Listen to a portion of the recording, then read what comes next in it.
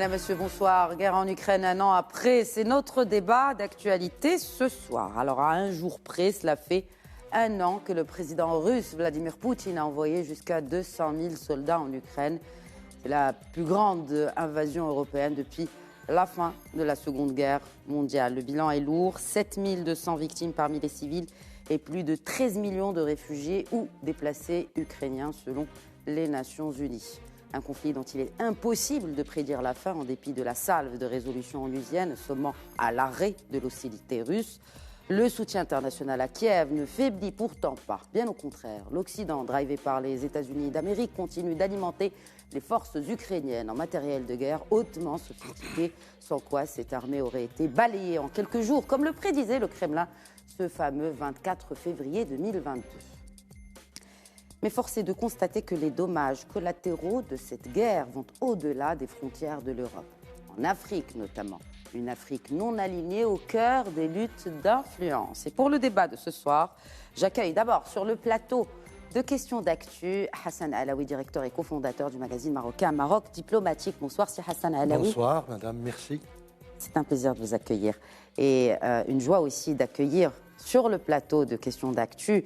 Nous avons l'habitude de lui poser des questions à distance parce qu'il est basé à Paris. Mon confrère éditorialiste et analyste politique, Moustapha Tossa, bonsoir. Bonsoir Khadija. Bienvenue à vous sur ce plateau. Merci pour l'invitation. Et j'ai également le plaisir d'accueillir deux académiciens. Le premier depuis Paris, il est enseignant-chercheur à l'école de guerre économique, professeur Patrick Cancel. Bonsoir et bienvenue à vous également. Merci beaucoup, merci à vous. Et il officie à l'Université américaine de Dubaï. Sa spécialité, ce sont les relations internationales. Professeur Mohamed Badine Liatioui, bonsoir et merci de vous joindre à nous. Bonjour, merci pour l'invitation. Un triste anniversaire donc, messieurs, mais peut-être un petit rappel des faits. Pourquoi tout cela a commencé? Une question très naïve peut-être, mais ou que tout le monde peut-être, donc tout le monde connaît la réponse, mais c'est important de rappeler quand même pourquoi tout cela a commencé ce 24 février. Oui, en fait, alors que nous célébrons ou nous commémorons le premier anniversaire de cette guerre, il faut se rappeler du contexte dans lequel cette guerre a été lancée et l'état d'esprit des Russes et de Vladimir Poutine quand il a décidé d'envahir l'Ukraine. À ce moment-là, si on se rappelle les déclarations des autorités russes, ce n'était qu'une promenade de santé et qu'à un moment donné, le régime de Volodymyr Zelensky va s'effondrer comme un château de cartes parce qu'il y avait, selon Moscou, une demande d'intervention des Russes.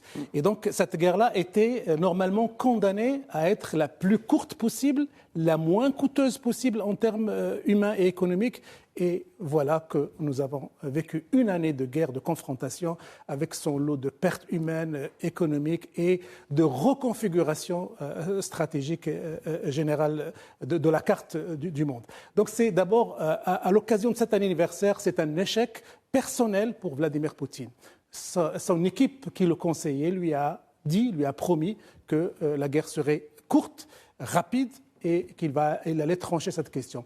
Une année plus tard, les Ukrainiens ont été largement soutenus sur le plan militaire, sur le plan de renseignement, sur le plan des conseillers spéciaux qui sont rentrés dans la guerre et qui ont donné du fil à retordre à la Russie, qui lui a fait perdre énormément de monde et énormément de moyens dans cette Ukraine, ce qui fait qu'une année plus tard, on est toujours dans la confrontation.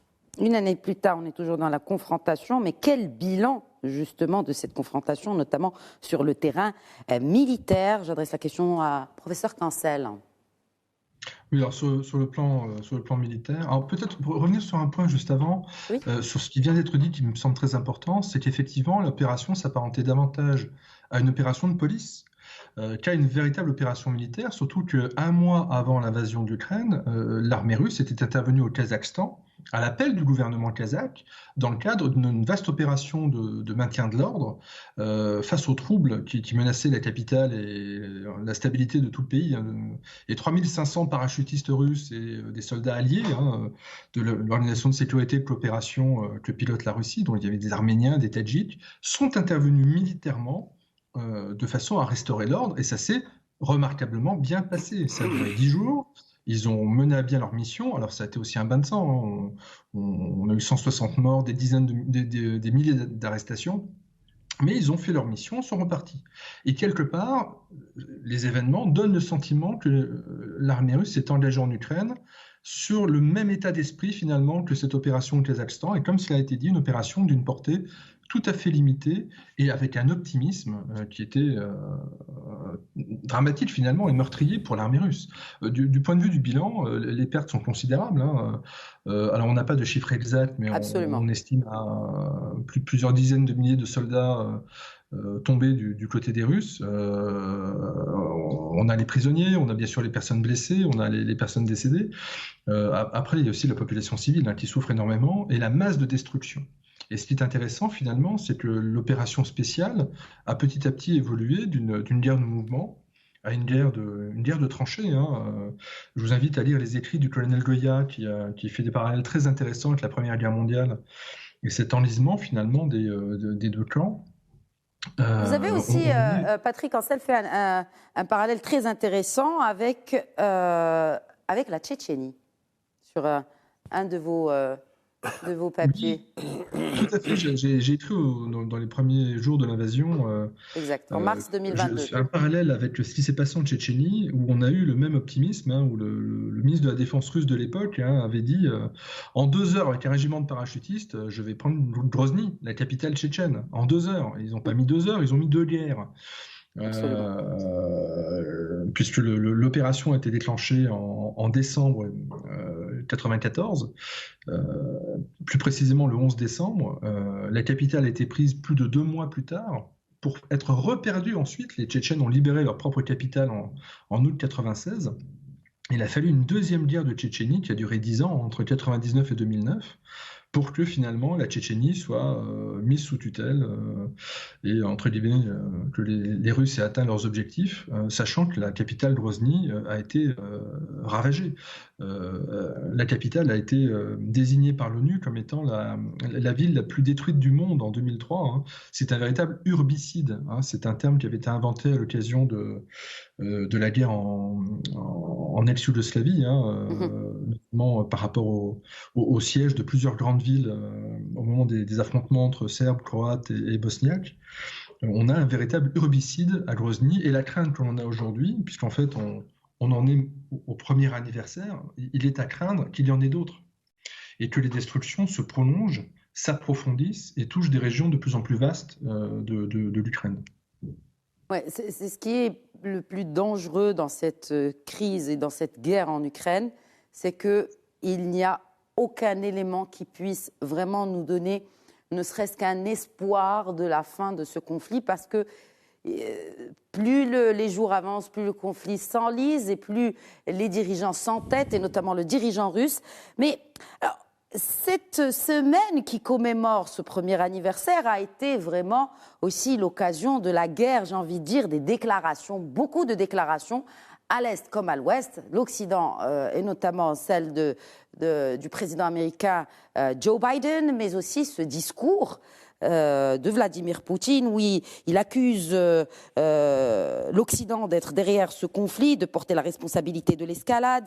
Il a dit que les élites de l'Occident ne cachent pas leur objectif, je cite, infliger une défaite stratégique à la Russie, c'est-à-dire en finir avec nous une fois pour toutes. Nous comprenons cela et nous réagirons.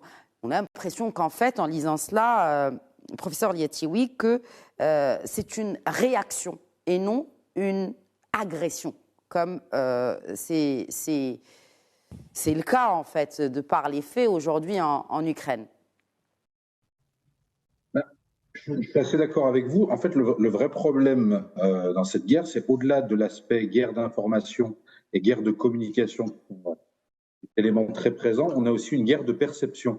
C'est-à-dire que pour les Occidentaux, Poutine a agressé l'Ukraine, et pour Poutine et les Russes qui le soutiennent, c'est une stratégie finalement de protection du territoire et de défense de ses intérêts nationaux et vitaux, parce qu'on est face à une OTAN qui avance depuis plusieurs années.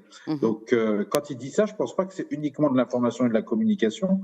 Il y a aussi quelque chose chez lui de sincère, j'ai envie de dire, malheureusement pour les Occidentaux, quand ils entendent ça, puisque pour Vladimir Poutine, c'est vraiment une guerre de défense de ses intérêts et aussi de récupération quelque part de ce qu'il considère être une partie de son territoire, mais ce qui est contraire au droit international et ce qui est contraire à la perception qu'en réalité beaucoup de personnes ont, parce que même quand on parle de pays non alignés en Afrique ou ailleurs, tout le monde est d'accord pour dire qu'il s'agit d'une invasion. Après, où les discussions commencent et où les débats débutent vraiment, c'est sur la nature des sanctions et leur force quelque part, leur degré. Donc c'est très très intéressant ce qui se passe, puisque on revient à deux perceptions du monde. Je dirais pas comme sous la guerre froide, puisque je pense qu'on est dans une dynamique différente, mais vraiment avec deux perceptions du monde, comme à l'époque de la guerre froide. C'est-à-dire qu'on se parle, mais on ne se comprend pas. On se parle, mais on ne se comprend pas. Alors, que devrions-nous comprendre de cette déclaration de Joe Biden, que cette attaque est celle d'une attaque contre un membre de l'OTAN, et donc une attaque contre tous les membres de l'OTAN. Que l'on sache, l'Ukraine n'est pas membre de l'OTAN. Ouais, le problème, c'est qu'en disant ça, quelque part, il justifie auprès de l'opinion publique russe ce que Vladimir Poutine essaye de leur vendre depuis le début. C'est de dire, regardez, l'Ukraine est déjà considérée comme un membre de l'OTAN, ça porte atteinte à notre sécurité nationale, puisque on va avoir des troupes de l'OTAN à nos frontières, et donc on fait ça pour réagir et pour se protéger.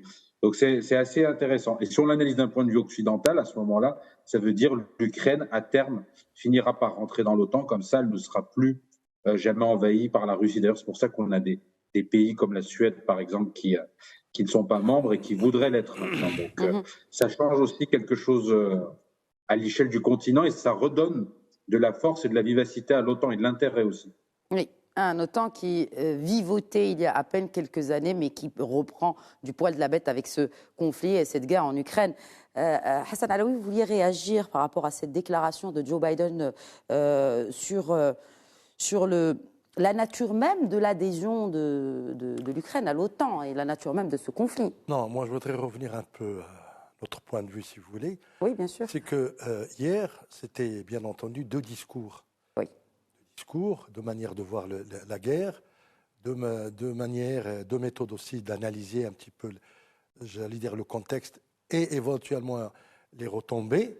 Et donc, c'est un nouveau départ, j'allais dire, d'une guerre nouvelle qui est en train de s'installer. Parce que autant Poutine veut punir, bien entendu, l'Ukraine et veut donner une leçon aussi, éventuellement, en brandissant les armes nucléaires, autant notamment Biden, n'est-ce pas, lui dit et lui réaffirme que l'Ukraine ne tombera pas, que ni l'Ukraine, ni la liberté, ni la démocratie, ce sont des mots qui ont un sens très très profond chez les Américains, n'est-ce pas? Et ces mots ont été opposés délibérément donc à Poutine, qui lui évidemment est perçu comme le dictateur. D'ailleurs, est-ce que vous pensez que l'approche aussi des présidentielles américaines fait que le président Biden ne s'adresse pas finalement à la communauté internationale seulement, mais s'adresse aussi aux Américains, aux contribuables américains qui payent de sa poche finalement les aides conséquentes des États-Unis d'Amérique pour l'Ukraine? Je ne pense pas. Je pense que Biden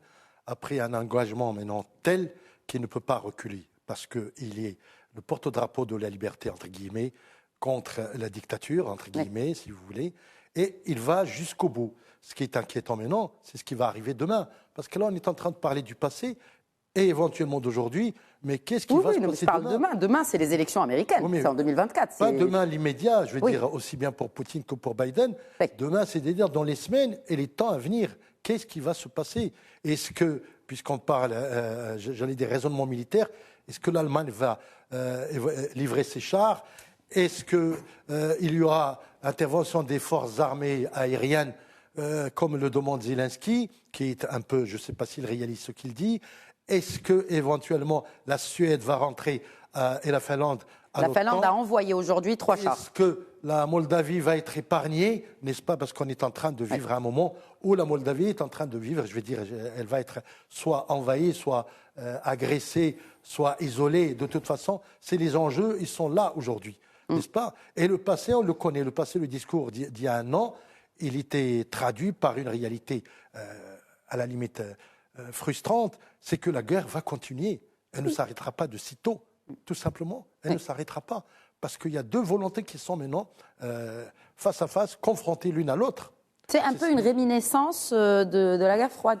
La guerre froide, c'est autre chose. La guerre froide, c'était deux puisses. puissances... Parce que vous dites deux blocs, en fait, deux puissances qui s'affrontent. C'est deux puissances nucléaires qui s'entendaient par rapport à un schéma classique qui s'appelait la dissuasion, si vous voulez. Le bord du gouffre, on l'atteignait, mais on arrêtait. Aussi bien à Cuba en 1961 que pendant la guerre des missiles, si vous voulez, en Europe, que pendant toutes les confrontations qui ont eu lieu en Afghanistan et tout. On a approché la guerre, mais finalement, Kennedy ou un autre a quand même su reculer. Et l'autre aussi, Khrouchtchev et les autres présidents. En 2014 pour la Crimée aussi, et la réaction de Donald Trump. Il a bouffé la Crimée. Oui, exactement. Aujourd'hui, il veut répéter la même chose, tout simplement. Alors, est-ce qu'on peut parler d'une agression, d'une guerre, d'un envahissement ? Quoi, les termes ne sont pas du tout... Mais vous avez rappelé justement Cuba, c'est un peu la même chose. Cuba, c'était une histoire de fusée, d'intervention américaine. Exact, donc pareil. Donc c'est un peu, on va dire que le contexte, on ne va pas le comparer, c'est pas la même chose, bien sûr, mais il y a beaucoup de ressemblances. Mais il y avait, si vous voulez, cet accord tacite, ce qu'on appelait la dissuasion. C'est-à-dire, en fait, on arrête à un certain moment... Il ne faut pas aller très loin. Aujourd'hui, on ne sait pas si on peut arrêter ou pas. Aujourd'hui, c'est le bord du gouffre, comme on disait autrefois, il est là. Oui, voilà. Et le nucléaire aussi. Parce que la menace nucléaire, elle est plus que jamais brandie par le chef d'État russe. Mustafa Tossa, il y a un sondage qui a été publié, réalisé par le Conseil européen pour les relations internationales, qui révèle une perte d'influence des grandes puissances occidentales. Vous avez parlé tout à l'heure un peu de remue-ménage dans l'ordre mondial et dans l'échiquier mondial. Donc, perte d'influence de grandes puissances occidentales. Quelle analyse de ces résultats ? Est-ce que l'unité de l'Europe est à l'épreuve ? Oui, l'unité de l'Europe est à l'épreuve et le rapport à l'Amérique et le rapport à l'OTAN, il est à l'épreuve.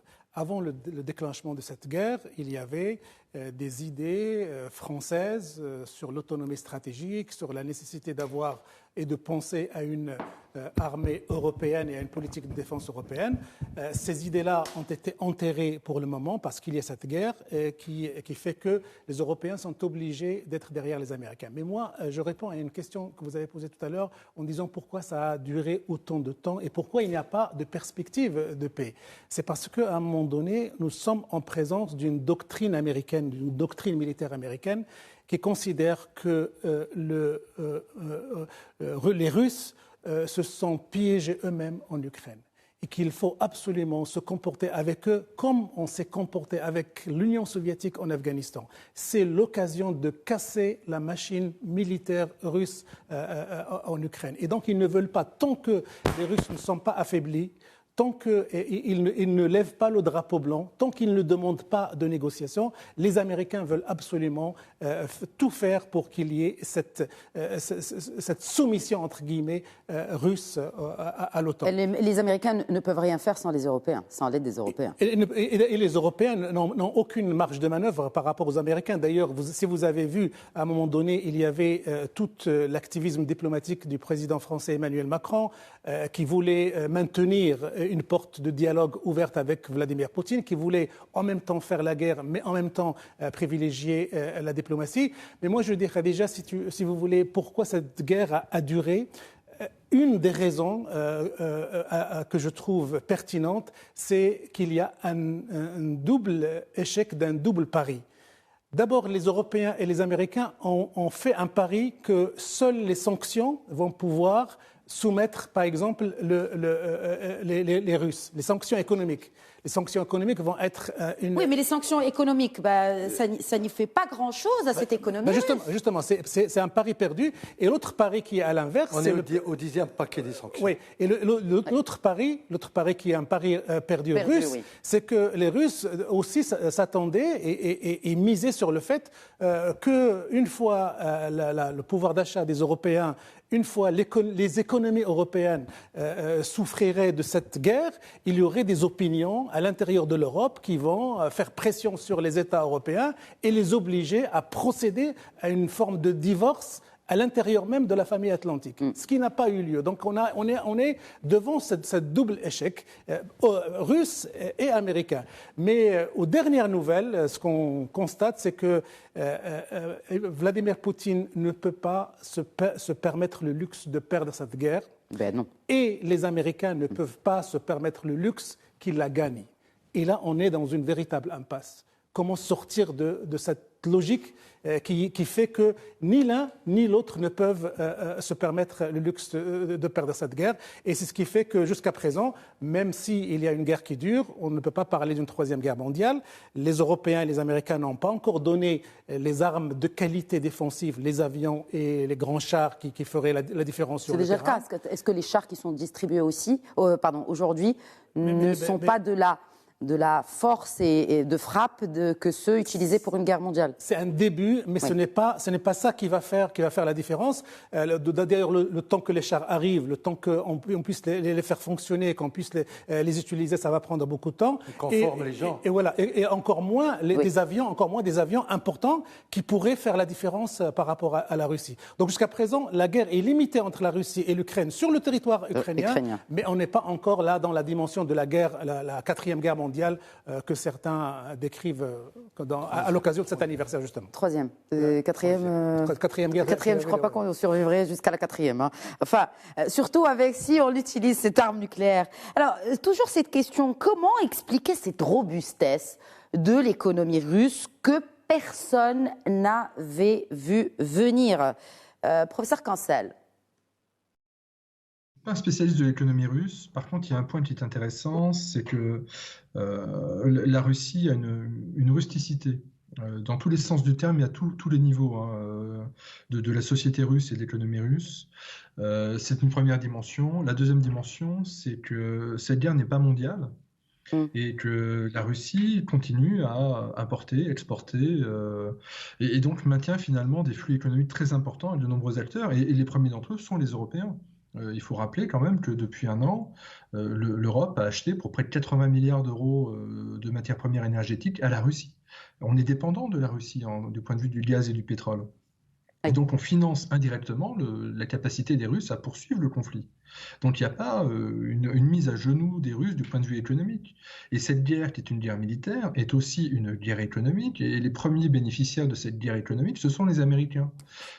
Puisqu'en fait, outre le flux de commandes de systèmes d'armes des pays européens vers l'industrie américaine, et le fait que les Européens tendent à se tourner vers le gaz de schiste américain, vers des approvisionnements qui ne viendraient plus justement de ses voisins de l'Est, mais de ses voisins de l'Ouest, eh bien on a finalement un intérêt à poursuivre la guerre du point de vue américain. C'est peut-être pas leur volonté, mais en tout cas, ils n'ont pas grand-chose à y perdre. Mais c'est pas leur volonté non plus. En fait, les Européens, ne seraient-ils un peu pas les plus grands perdants de ce conflit? Ah mais... On va en vouloir énormément Vladimir Poutine pour deux choses. La première chose, c'est qu'il a effectivement poussé l'Europe dans les bras des Américains et de l'OTAN pour les 40 prochaines années, et il a poussé la Russie dans les bras de la Chine pour les 40 prochaines années. Tout à fait. Le plus grand traître à la Russie, c'est Vladimir Poutine aujourd'hui. Alors, puisque vous évoquez la Chine, il y a déjà le fait que des puissances émergentes, notamment la Chine, l'Inde, la Turquie, ne traite pas vraiment la Russie comme un ennemi affiché, en tout cas, comme c'est le cas pour les États-Unis ou l'Europe, je mets ennemi entre guillemets. Bien qu'elle reconnaisse officiellement l'intégrité du territoire ukrainien. Mais cela dit, il n'y a pas de réelle prise de position de ces trois économies émergentes qui continuent aussi de commercer avec l'État russe. Bien sûr. Ce n'est pas une guerre mondiale. Et la guerre ne les concerne côté pas. occidental Voilà et surtout côté américain, on souhaiterait voir tous les pays s'aligner comme un seul homme derrière les États-Unis et derrière l'OTAN et mettre en place des sanctions à grande échelle, mais c'est pénaliser les économies de pays dont les économies sont parfois déjà en difficulté. Il y a des enjeux locaux qui sont très importants. Il y a d'autres conflits dans le monde que le conflit en Ukraine.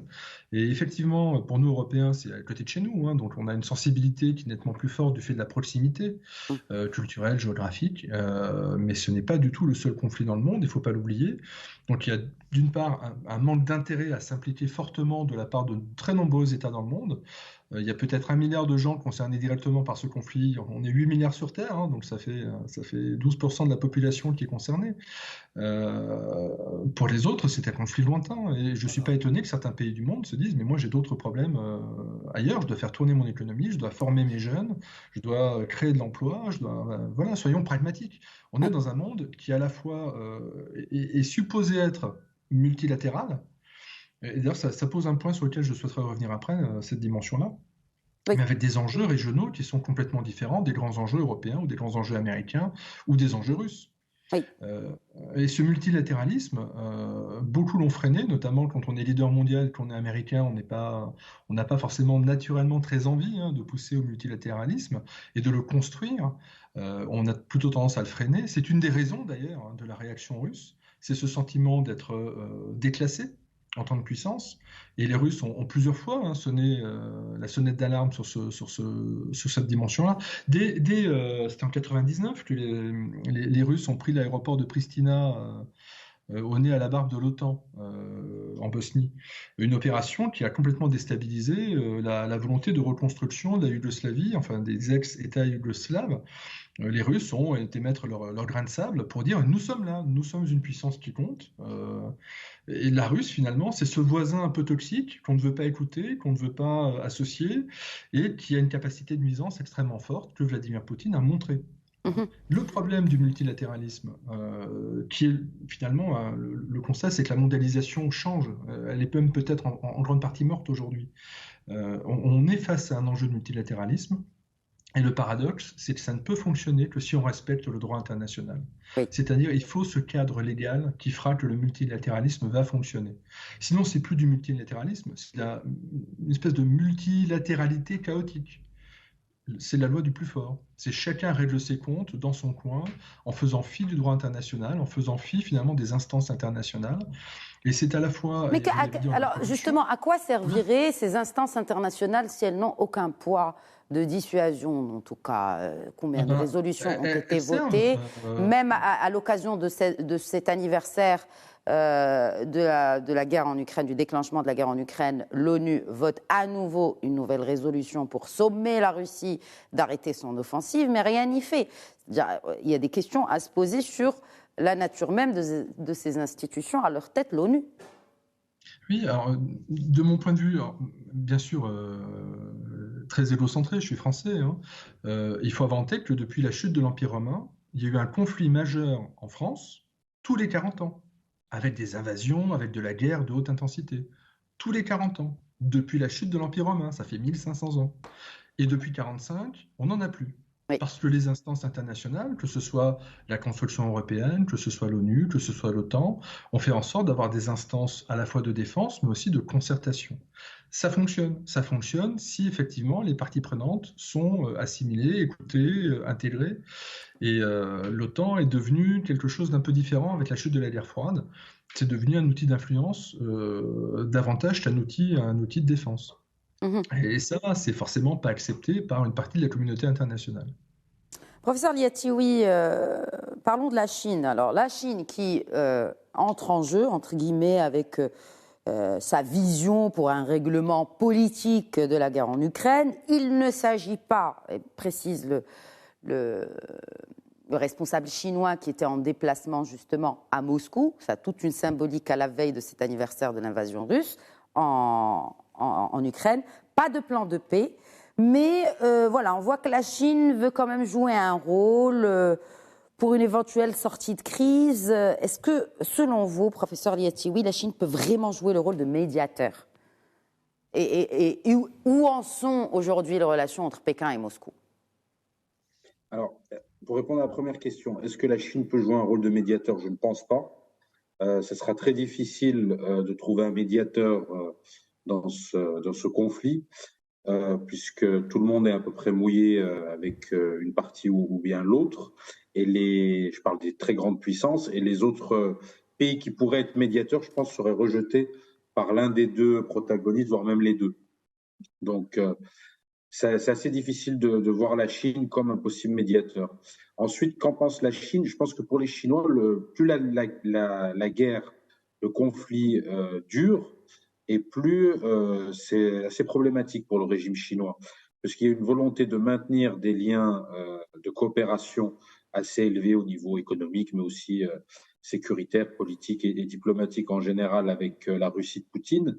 Mais en même temps, l'impact de la guerre en Ukraine, qu'il soit direct ou indirect, sur l'économie internationale affecte la Chine, puisque la Chine a tiré une grande partie de sa croissance sur les 20 dernières années des échanges internationaux. Donc plus le conflit dure et plus l'impact du conflit sur l'économie internationale est grand, après il y a plusieurs manières de le mesurer et il y a ces sujets à débat, plus les Chinois seront affectés. Et c'est là que ça va être intéressant, ça va être de voir comment la Chine, mais aussi par exemple l'Inde ou d'autres pays qui ont besoin d'une globalisation, j'ai envie de dire, un peu plus calme, vont réussir à s'adapter, leurs économies face à cette nouvelle situation si le conflit dure pendant plusieurs années encore. Donc ça, ce sera très intéressant. D'un autre côté, pour la Chine, c'est aussi, quelque part, si on est un peu cynique, une manière aussi pour eux de se mettre un peu la Russie dans la poche, puisqu'on imagine que l'économie russe, même si elle a très bien résisté cette année au-delà des espérances de beaucoup d'analystes et surtout du gouvernement russe, reste à savoir si sur la durée, cette résilience russe face au conflit va pouvoir durer, et aussi s'ils vont pas vouloir, ils vont devoir avoir besoin de plus en plus d'investissements chinois, puisque avant 2014, avant l'invasion de la Crimée par la Russie, on avait une grande majorité des investissements en Russie qui étaient faits par des pays de l'Union européenne. Exact. Donc tout ça a été réduit puis suspendu. Et maintenant, ça paraît très difficile depuis les sanctions de l'année dernière. Donc, c'est les Chinois finalement qui prennent la place. Donc, ils ont besoin aussi quelque part d'avoir une Russie suffisamment forte pour pouvoir être capable d'absorber des projets d'investissement intéressants et stables surtout. Et d'un autre côté, il faut qu'elle soit assez faible pour accepter de se faire manger économiquement par la Chine. Donc c'est un jeu très complexe et très cynique de la part des Chinois, mais aussi d'autres acteurs, comme par exemple les États-Unis avec l'Europe, parce qu'on en a parlé. Les Européens risquent de sortir affaiblis sur le plan économique si le conflit dure encore des années. Donc ça sera assez intéressant. Mais en tout cas, si vous dites que le conflit dure encore plusieurs années, c'est que l'issue politique, elle n'est pas réellement, enfin en tout cas, elle n'est pas réaliste à ce jour, et encore de moins en moins. Alors, le problème, c'est que, alors ça c'est mon analyse personnelle, j'ai l'impression qu'on veut à chaque fois, et ça c'est quelque chose que l'on fait tous, séparer la question diplomatique et des négociations de la partie conflit, en se disant, le conflit va durer et puis au bout d'un moment, ils vont tous se fatiguer et on sera obligé de déclarer un vainqueur et un vaincu.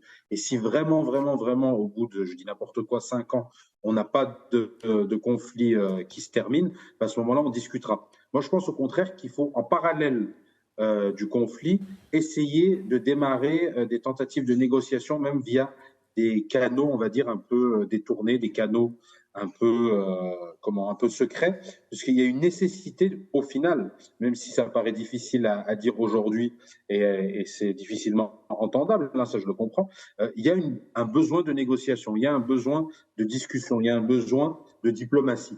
Je pense que c'est la seule solution pour sortir et pour le bien de tout le monde, pas uniquement des Ukrainiens ou des Russes, ou des Européens ou des Américains ou des Chinois, pour le bien de tous. Je pense qu'il y a une nécessité de négocier en permanence, de discuter en permanence et essayer aussi que certains États essayent aussi d'être force de proposition et aussi certaines organisations comme l'ONU que vous avez cité tout à l'heure. Ça, je pense que c'est réellement nécessaire. On a besoin de diplomatie en même temps que le conflit. On ne peut pas rester dans cette situation pendant encore plusieurs années et malheureusement, j'ai l'impression que c'est ce qui risque de se passer. On risque d'avoir une guerre d'usure qui va durer et encore durer. En attendant justement la fin de cette guerre, on a parlé tout à l'heure et je l'ai cité dans mon introduction, l'Afrique non alignée, l'Afrique face à la guerre en Ukraine. Tout récemment, et puisque c'est une émission d'actualité, l'actualité la plus récente concernant l'Afrique, ce sont ces exercices navals controversés avec la Russie, opérés par l'Afrique du Sud. Commentaire peut-être, messieurs, sur ces exercices navals, Hassan Alaoui. C'est-à-dire la Russie est toujours présente en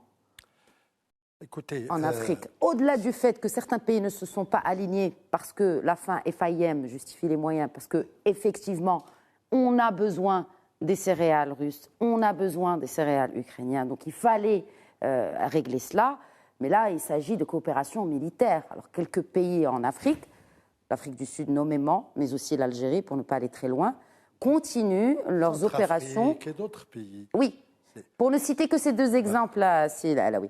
Donc, in fine, on est loin en témoignent déjà les visites répétées du chef de la diplomatie russe en plein conflit avec l'Ukraine sur les terres africaines. Non, il y a il y a une superposition de ce conflit ukrainien et en principe de toute la rivalité américano-soviétique qui revient, comme on disait tout à l'heure, en termes, je veux dire, de guerre froide inédite, sur les théâtres africains. Bon, on a eu le fameux vote, où l'Afrique n'a pas pris parti, ne s'est pas senti concernée par la guerre d'Ukraine, ni par un soutien quelconque à l'action américaine. Mais aujourd'hui, on vit une situation qui est complexe, parce qu'il ne faut pas oublier non plus qu'au sein même, si vous voulez, de l'appareil soviétique, russe, j'ai un fantasme, il y a en ce moment une petite guerre entre, si vous voulez, les responsables militaires russes et cette force incroyable qui s'appelle Wagner. Le débat a commencé, la dispute a commencé, oui. N'est-ce pas? Et on va maintenant, on serait avec nos amis ici, il faudrait qu'on prête l'œil et l'oreille pour savoir comment ça va se dérouler, cette petite guerre qui a commencé. Est-ce sous la pression internationale, n'est-ce pas, ou tout simplement parce qu'il y a un pouvoir, je veux dire, entre guillemets, indépendant, cette force de Wagner veut sortir du giron de l'armée russe parce qu'ils sont en train de conquérir l'Afrique, les terres, l'exploitation des terres, les menaces physiques et tout, ils sont en train de chambouler tout l'appareil. Et je dirais même qu'il y a des États, je ne qualifierais pas de petits. Quand vous dites un groupe privé, ce n'est pas totalement privé. Oui, mais on dit que c'est un groupe privé. Poutine le dit lui-même. Non, mais attendez, il faut juste rappeler que le patron de ce groupe, Evgeny Prigojine, c'est quand même devenu l'un des visages les plus connus du conflit ukrainien. Mais connu par j'allais dire, sa cruauté. C'est surtout par sa position très proche avec avec Poutine. Avec le président. Naturellement, c'est pour ça que je vous dis que c'est un groupe privé de Poutine, c'est ça, n'est-ce pas? Ils accomplissent des choses que l'armée russe ne peut pas venir en Afrique accomplir ou ailleurs. Mais non, les conflits se déplacent. Moi, ce que je veux analyser avec vous tout de suite, c'est qu'il y a 3 dimensions aujourd'hui, puis après j'arrête. Il y a le jeu d'une finesse cynique chinoise qui est en train de s'infiltrer. Vous en parliez tout à l'heure, mais il n'empêche que la Chine, il n'y a pas longtemps, il y a quelques jours, mes amis me contrediraient, ils ont promis des armes à la Russie. Vous le savez, ça. Ils sont en train peut-être de négocier aussi l'acquisition des armes chinoises. Il y a un rapprochement. Ils ont nié. Officiellement, ils ont dit que ils ont nié, mais il n'y a pas de fumée sans feu. Il y a quand même Bon, deuxième truc que je vois... Ça impliquerait quand même la Chine et ça induirait vraiment une réponse de l'Occident à la Chine. Il y a une finesse diplomatique chinoise, et il y a une brutalité russe de Poutine qui va continuer, elle ne s'arrêtera pas de sitôt. Et puis il y a une impasse des États-Unis et de l'Europe qui ne savent pas quoi faire aujourd'hui. Nous en sommes là. Nous en sommes là. Et l'impasse qui est proche de nous, l'impasse européenne, m'inquiète beaucoup. Alors moi, je voudrais commenter l'histoire de la médiation chinoise parce que Khadija, tu l'as évoqué et beaucoup de gens sont en train de parler parce qu'à partir du moment où la Chine commence un petit peu à s'ingérer dans ce conflit, est-ce qu'on ne peut pas imaginer une médiation chinoise? Moi, je la trouve impossible pour la simple raison que la Chine a déjà de très mauvais rapports avec les Américains. Oui. Il ne faut pas oublier qu'avant le déclenchement de cette guerre Ukraine-Russie, quel était l'ennemi stratégique de l'Amérique de Joe Biden? C'était la Chine. Il y a même certains observateurs qui disent qu'effectivement, le fait que les États-Unis soient autant engagés dans ce conflit ukrainien, engagés entre guillemets encore une fois, pour rester très diplomate, c'est pour affaiblir la Chine, parce qu'elle perd ainsi, via la Russie, un allié de taille, proche de l'Europe. Donc pour moi, l'histoire de la Chine, puissance médiatrice, dans ce conflit actuel, est inenvisageable, sauf si demain, il y a une réconciliation historique entre Pékin et Washington, entre les Chinois et les Américains. Et pour un petit peu commenter ce qu'a dit notre invité qui est à Tanger, le professeur. Celiati, oui. Oui, alors oui, effectivement, la solution diplomatique est possible, mais elle doit être parallèle à la réalité et à l'équation militaire. Ce qui se passe en ce moment, c'est que Poutine, il dit « Moi, je veux bien négocier, mais je veux imposer une situation militaire qui me permet de négocier, qui me permet à l'adversaire de faire des concessions. » Et vice-versa, les Ukrainiens aussi veulent porter le fer dans l'armée russe, lui faire perdre beaucoup de moyens pour que Vladimir Poutine sera d'une manière ou d'une autre obligé de venir négocier. Tant qu'il n'y a pas cette détermination, cette clarification sur la situation militaire, on ne peut pas envisager une solution diplomatique. Mais au cœur de cette solution diplomatique, il y a, est-ce que les Russes vont lâcher les territoires de l'Est ukrainien qu'ils ont conquis ou pas? Parce que les Ukrainiens et derrière eux les Américains posent ça comme condition. On peut trouver une solution à condition que vous annonciez, que vous sortiez de toutes les provinces que vous avez. Les questions de la Crimée. Et bien sûr, la Crimée. Ils veulent récupérer la Crimée aussi. Absolument. Donc là, on est vraiment dans une capacité de forger une équation militaire qui indiquerait elle-même le type de solution diplomatique qu'on peut avoir, soit pro-russe, soit pro-ukrainien. Et si demain, Vladimir Poutine écrase totalement les Ukrainiens, ce qui peut arriver, ce n'est pas impossible. Par exemple, il occupe Kiev et impose un nouveau gouvernement, s'il arrive à le faire. C'est ce qu'il voulait faire au début. Ce qu'il voulait faire. Cette hypothèse est toujours valable. Oui. Est-ce que vous avez des scénarios, puisque bon, on est dans la projection et dans les perspectives, des scénarios peut-être de ce qui pourrait se passer demain. Et on connaît la symbolique des dates avec le président russe. Tout au long du conflit, il a tenu à marquer certaines dates clés, soit du passé, soit pour rappeler la puissance soviétique en l'occurrence. Mais est-ce qu'il peut y avoir des scénarios de ce qui pourrait se passer demain, vendredi 24 février, le premier anniversaire de cette guerre en Ukraine? Alors, je commencerai par vous, Mustafa Tossin. Est-ce qu'il y aurait un geste spectaculaire russe qui donnerait une autre direction à ce conflit? Je ne le crois pas, parce qu'on est dans une dynamique, on est dans une dynamique lente qui est en train de se faire. Par contre, moi, je vois dans les semaines ou les jours ou peut-être les mois à venir des tournants quand il s'agit d'éliminer de part et d'autre, que ce soit du côté russe ou du côté ukrainien, des symboles politiques qui font la guerre. L'histoire de Zelensky, de viser Zelensky, n'est pas une hypothèse totalement à écarter. Parce qu'elle peut être un indicateur que cette guerre-là a pris un tournant autre que celui dans lequel elle est engagée. Donc il y a cette possibilité, de la même manière que si demain les Ukrainiens visent un grand général ou le chef de l'armée russe qui se trouve sur le territoire ukrainien, ça peut aussi être un tournant. Donc l'élimination des personnalités symboliques et importantes peut être un indicateur majeur de la direction que prendrait cette guerre. Si mes amis me permettent, juste, moi je trouve que cette guerre, elle a dépassé l'Ukraine, elle a dépassé Zelensky. Aujourd'hui, elle est devenue une guerre américano. Bon, à l'écouter, on n'a pas trop l'impression que ça le dépasse. Oui. Non, mais vous allez voir, c'est pas ça aujourd'hui. Demain, on verra un autre visage de la guerre, tout simplement. Vous allez voir.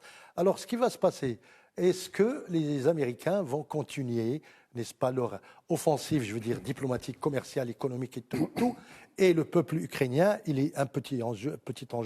Notre ami Cancel a donné les chiffres tout à l'heure qui sont effrayants sur les réfugiés, sur les gens qui sont morts et tout ça. Nous en sommes là aujourd'hui. Aujourd'hui, c'est une nouvelle guerre qui va commencer demain. Moi, je le sens. Et je prends le pari que ça va être différent, parce que Poutine ne reculera jamais. C'est la fameuse théorie de Clausewitz, c'est qu'on négocie avec des gains territoriaux. Mais jamais Poutine abandonnera le Donbass ou la Crimée ou les territoires qu'il a conquis ou il a fait, je vais dire, s'est accaparé avec... Ils sont russes aujourd'hui, où il y a des écoles russes, où ça parle russe, la culture russe. Il y a des élections. Il parle Dostoïevski, il y a tout un mécanisme qui a été mis en place. Et je ne pense pas qu'il va abandonner ça pour les beaux yeux de Biden, pour le faire réélire. Si Biden est réélu. Voilà. Et une dernière petite remarque avant de donner la parole. Comme ça, je donne la parole il y a aussi un autre pari qui était perdu par les Occidentaux et les Américains, c'est qu'ils ont à un moment donné parié sur le fait qu'à l'intérieur même du pouvoir russe, il puisse y avoir des rébellions, des colères, et que les oligarques russes qui avaient perdu beaucoup d'argent dans cette guerre puissent se retourner contre Vladimir Poutine. Ce qui leur a permis de faire tout cet argent. Voilà. Et donc ça, c'était aussi un pari qui jusqu'à présent est perdu, mais ça ne veut pas dire que demain, on ne peut pas assister à une telle hypothèse. Oui. Patrick Ancel, toujours sur les perspectives, peut-être une réaction? Oui, alors juste un point sur ces oligarques. On a eu des appels de Kasparov notamment, puis d'autres, pour appeler finalement une défaite de la Russie, pour ramener la Russie à la raison. Forcément, ils ne peuvent être que perçus comme des traîtres par les Russes. Enfin, c'est pas acceptable comme posture. Voilà, et c'est forcément un jeu qui ne peut pas être gagné. Alors, en ce qui concerne les scénarios de ce qui peut arriver, qu'effectivement, c'est difficile d'en faire sortir un ou deux. Néanmoins, je vais essayer. On n'a peur de rien. Déjà, le premier paramètre, c'est de se dire que la seule personne qui aujourd'hui a les clés et donc l'initiative, c'est Vladimir Poutine. Lui seul connaît ses objectifs. Il peut très bien demain déclarer « j'ai atteint mes objectifs ». Comme on ne les connaît pas, personne ne peut le contredire. Tout à fait. Et finalement, sa grande force, c'est ça. C'est qu'à n'importe quel moment, il peut considérer que ça y est, j'ai atteint mes objectifs. En tout cas provisoire, parce qu'on peut imaginer que, quels que soient ses objectifs, on puisse demain reprendre des opérations militaires ailleurs sur l'étranger proche de la Russie. Les points qui sont vraiment inquiétants, le scénario de base, c'est continuer la guerre d'usure, c'est-à-dire qu'on reste sur la dynamique actuelle, mais les scénarios les plus inquiétants sont ceux qui viseraient finalement à créer d'autres fronts par la Biélorussie ou par la Moldavie. Notamment le front moldave, le fait de déstabiliser l'Ukraine par cette partie-là du territoire, on est là finalement dans un engrenage qui peut être extrêmement dangereux. Je ne vois pas les Roumains tolérer une déstabilisation à leurs frontières, surtout sur un territoire qui est très proche d'eux, culturellement, historiquement, etc., la Moldavie. Pour moi, ça serait vraiment un facteur aggravant. Et le fait d'avoir la Biélorussie qui serait entraînée dans le conflit, les Russes ont inventé le terme de co-belligérance sur le simple fait de livrer de l'armement, ce qui crée beaucoup de co-belligérants à la Sud, du coup, essentiellement les Turcs, les Iraniens, enfin voilà, pas que les Européens. La Biélorussie devenant co-belligérante, on a tous les pays européens, Pologne, Pays-Baltes, qui se retrouveraient frontaliers avec un des pays engagés dans le conflit. Ce serait un facteur vraiment aggravant. On n'est pas à l'abri d'accrochage, d'incidents de frontières, avec la tension que l'on a, avec la nervosité des uns et des autres, ça peut vite déraper. Très bien. Donc ça serait le scénario, je pense, le plus grave à court terme. Ok. Mohamed Badine Liatioui, pour clore le débat et aussi vos pronostics. Alors, moi, je pense qu'il y a un grand risque de pourrissement du conflit. Des acteurs qui, sur le terrain, vont très peu avancer, que ce soit d'un côté ou de l'autre. Et ça, c'est quelque part la situation qui est, pour le moment, la plus bénéfique à Poutine, même si au départ, il envisageait une conquête peut-être plus grande de part de territoire ukrainien, beaucoup plus grande. Mais face à ce qui s'est passé cette dernière année, le soutien américain et européen en matière d'armes, de logistique, etc., je pense que si le conflit se gèle quelque part, ça lui sera assez bénéfique, puisque plus il se gèle, et justement ce que mes camarades ont dit aussi, le fait que maintenant on parle russe dans certaines parties du pays, comme le Donbass notamment, la Crimée bien entendu, on a des écoles, on a tout un tas de choses qui sont complètement russes, l'administration, etc. Ça lui amènera à un moment donné, au moment des négociations, une certaine force.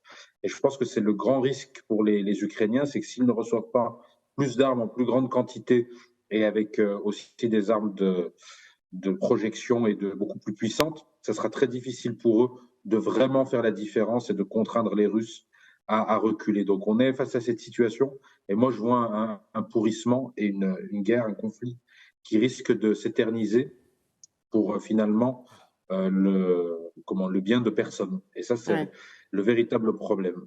Certainement pas pour justement plusieurs parties qui ne font pas partie de ce conflit, ni de près ni de loin, et notamment en Afrique. On n'a pas vraiment eu le temps d'en parler, mais je suis sûre qu'on va y revenir dans de prochains numéros. Le temps est désormais écoulé pour cette émission. Merci beaucoup, Hassan Alaoui. Je vous en prie, merci. Directeur et cofondateur de Maroc Diplomatique, toujours un plaisir d'échanger avec vous sur des questions géostratégiques et hautement stratégiques. Moustapha Toussa, mes remerciements à vous également. Merci. Et bien sûr, mes remerciements vont également à nos deux invités qui sont joints à nous à distance depuis Paris par Patrick Cancel, enseignant-chercheur à l'école de guerre économique, le GE. Merci. Merci à vous. Et merci d'avoir répondu à nos questions, professeur Mohamed Badiliati, professeur de relations internationales à l'Université américaine de Dubaï. Merci. Merci à vous. Voilà, c'est la fin de Questions d'actu. Merci à vous pour votre fidélité à cette émission. Très bonne soirée.